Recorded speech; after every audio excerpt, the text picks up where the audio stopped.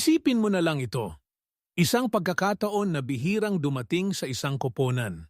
Isang pagkakataon na kung hindi mo sasamantalahin, maaaring magsisi ka sa buong tagsibol.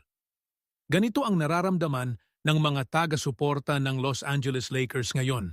Nasa harapan nila ang isang pintuan na bukas lang ng sandali. At ang tanong ay, sisiksik ba sila bago pa ito magsara? Narito tayo ngayon. Nandito ako para ibahagi sa inyo ang pinakamainit na balita sa mundo ng Lakers. Kung mahal ninyo ang koponan na ito, kung gising kayo sa gabi na nag-iisip kung paano mapapabuti ang linya ng mga manlalaro, makinig kayo. Dahil ang mga susunod na ilang linggo ng off-season ay maaaring baguhin ang takbo ng buong susunod na season. Marami tayong pag-usapan ngayon. At lahat ng ito ay nagsisimula sa isang koponan na hindi inaasahang magiging sentro ng mga tsismis sa off-season. Ang Oklahoma City Thunder, kaalis lang ng Thunder sa Western Conference Finals. Napalis sila. At kahit na ang kanilang kabataan at lakas ay nagbigay sa kanila ng pag-asa, ang katotohanan ngayon ay malinaw. Nasa malaking problema sila pagdating sa pera. Tinatawag nating luxury tax bind. Ibig sabihin, sobra na ang kanilang gastos sa mga manlalaro at kailangan nilang kumilos. Hindi ito biro. Kapag nasa ganitong sitwasyon ang isang koponan, kailangan nilang mag-isip ng paraan para mabawasan ang kanilang bayarin.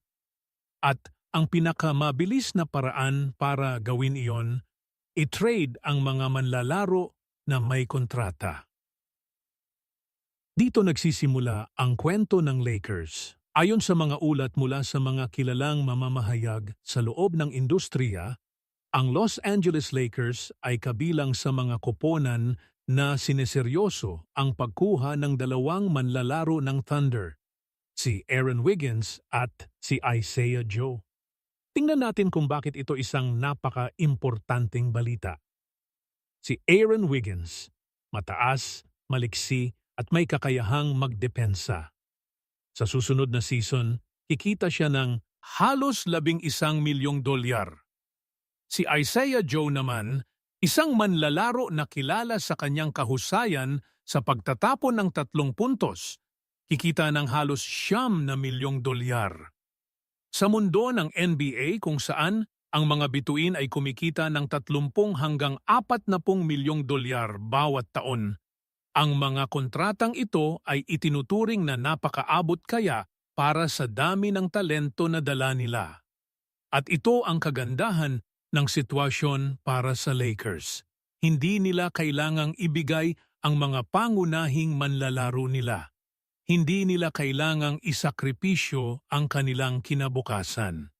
Maaring magpadala lang sila ng mga draft picks, mga ticket sa hinaharap at tanggapin ang mga manlalarong ito nang walang malaking pagbabago sa kanilang kasalukuyang linya. Ngayon, bago tayo magpatuloy, nais kong sabihin sa inyo, kung nag-i-enjoy kayo sa ganitong uri ng pagsusuri at balita tungkol sa Lakers, ibahagi ang video na ito sa inyong mga kaibigan at kapamilyang mahilig din sa basketball.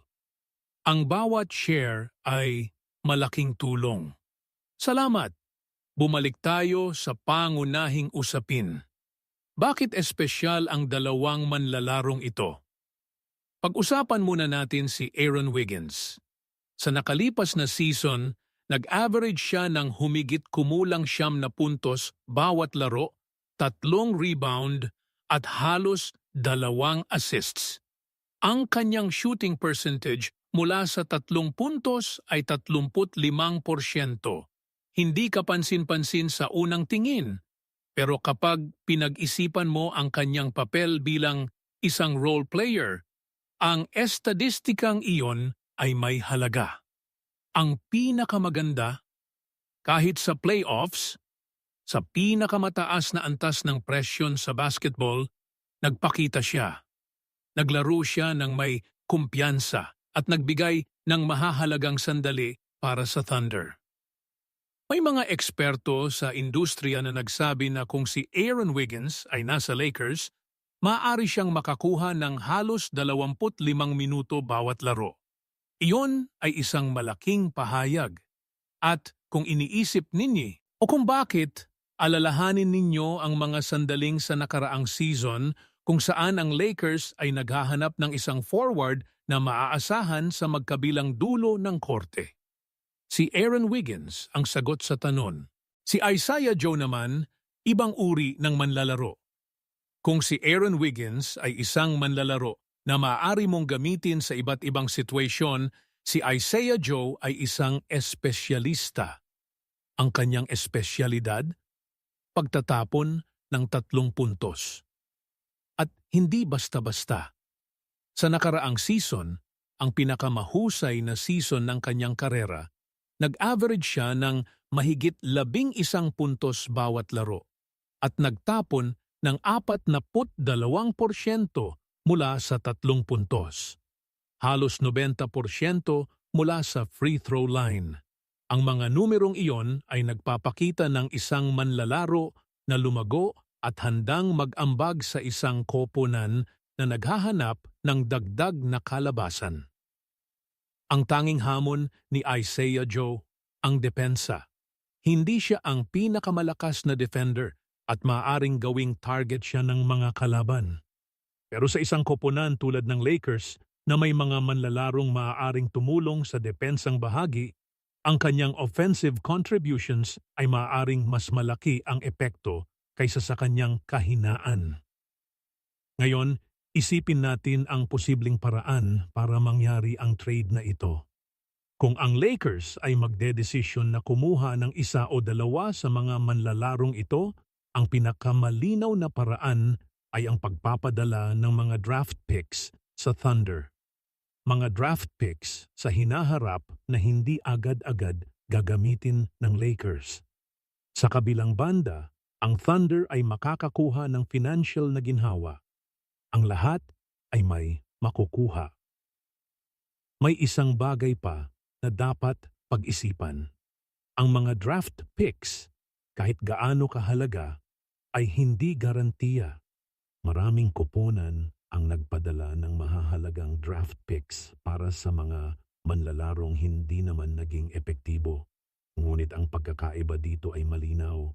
Sina Aaron Wiggins at Isaiah Joe ay mga manlalaro na napatunayan na sa antas ng NBA. Hindi sila mga tanong. Alam mo na kung ano ang matatanggap mo. At sa mundong puno ng panganib at kawalan ng katiyakan sa basketball, ang kaalamang iyon ay napakahalaga. May isa pang posibilidad na pinag-uusapan, ang pagsasama ng isang manlalaro ng Lakers sa deal, tulad ng isang mas batang manlalaro na hindi pa nakakakuha ng sapat na pagkakataon. Kung ang Lakers ay magdedesisyon na isama ang naturang manlalaro sa trade, maaari silang makakuha ng mas magandang deal mula sa Thunder. Sa huli, ang layunin ay malinaw, palakasin ang linya ng Lakers nang hindi sinisira ang kanilang pangmatagalang plano. Ito ang kagandahan ng off-season. Sa loob ng ilang linggo, ang isang koponan ay maaring magbago ng malaki. Ang isang trade, kahit ng mga role players, ay maaring magbigay ng kinakailangang balanse para maabot ng Lakers ang kanilang buong potensyal. Isipin ninyo ang nakaraang season. Ang Lakers ay naghahanap ng mga manlalaro na maaring punan ang mga puwang sa kanilang linya.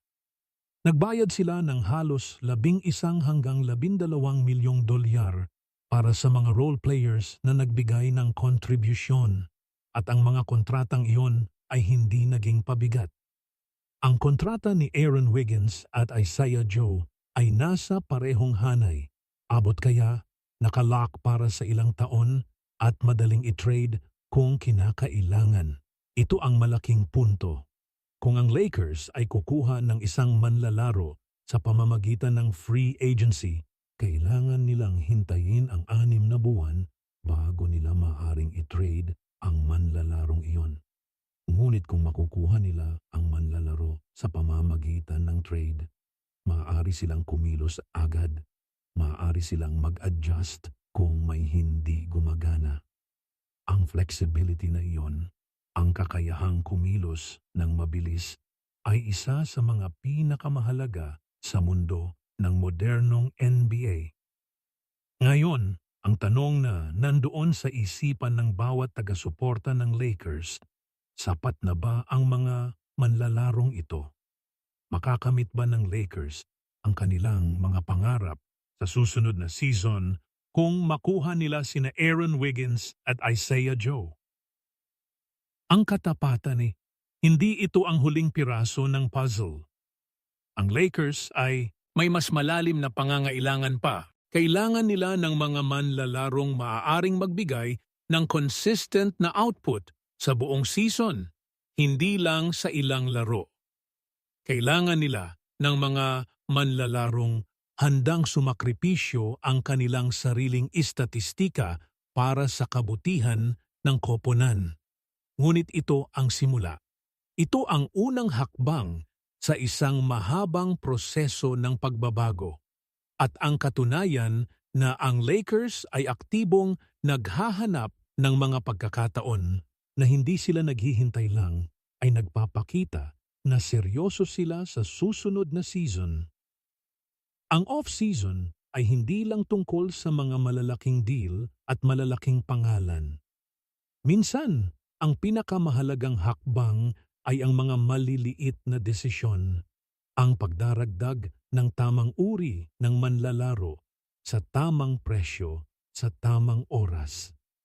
At kung ang mga ulat ay tama, ang Lakers ay malapit na gumawa ng isa sa mga desisyong iyon. Kung naramdaman ninyo ang excitement na iyon, ang pakiramdam na baka ito na ang taon, ibahagi ang video na ito. Ibahagi sa inyong mga kaibigan. Ibahagi sa inyong pamilya. Dahil ang mga sandaling tulad nito, ang mga sandali ng pag-asa at posibilidad, mas masayang maranasan kapag kasama mo ang mga taong mahalaga sa iyo. Walang huli, ang mensahe ay simple. Ang NBA off-season ay puno ng ingay, puno ng mga chismis, mga haka-haka, at mga maling balita. Ngunit sa gitna ng lahat ng ingay na iyon, may mga tunay na pagkakataon na nagpapakita. At ang tanong ay lagi, handa ka bang kumilos? Para sa Lakers, ang sagot ay dapat na oo. Ang Oklahoma City Thunder ay nasa sitwasyong kailangan nilang kumilos. Ang Lakers ay may kakayahang sumalubong sa kanilang pangangailangan. At ang mga manlalarong pinag-uusapan, sina Aaron Wiggins at Isaiah Joe, ay mga taong maaring magbigay ng tunay na contribution sa isang koponan na naghahanap ng mas malalim na linya. Hindi alam ng sino man kung paano magtatapos ang off-season na ito. Hindi alam ng sino man kung aling mga deal ang matutuloy at kung alin ang mabibigo. Ngunit alam natin ang isang bagay, ang Lakers ay nasa tamang posisyon para kumilos. At sa mundong kung saan ang pagkakataon ay dumadating at nag-aalis ng mabilis, ang posisyon na yon ay napakahalaga. Ito ang off-season ng Lakers. Ito ang panahon ng mga pagbabago. At anuman ang mangyari, mananatili tayong abala. Babantayan natin ang bawat ulat, bawat chismis, bawat trade. At ibabahagi natin sa inyo ang lahat. Kung gusto ninyong laging updated, kung gusto ninyong maging una sa pagkaalam ng mga bagong balita tungkol sa Lakers, mag-subscribe na kayo. I-like ang video na ito. At huwag kalimutang ibahagi sa inyong mga kaibigan na kasing init ninyo ang pag-ibig sa basketball. Hanggang sa susunod na video, ingat kayong lahat. At lagi nating tatandaan, ang season ay hindi pa tapos. Ang pinakamahusay na kabanata ng Lakers ay maaaring isinusulat pa lamang ngayon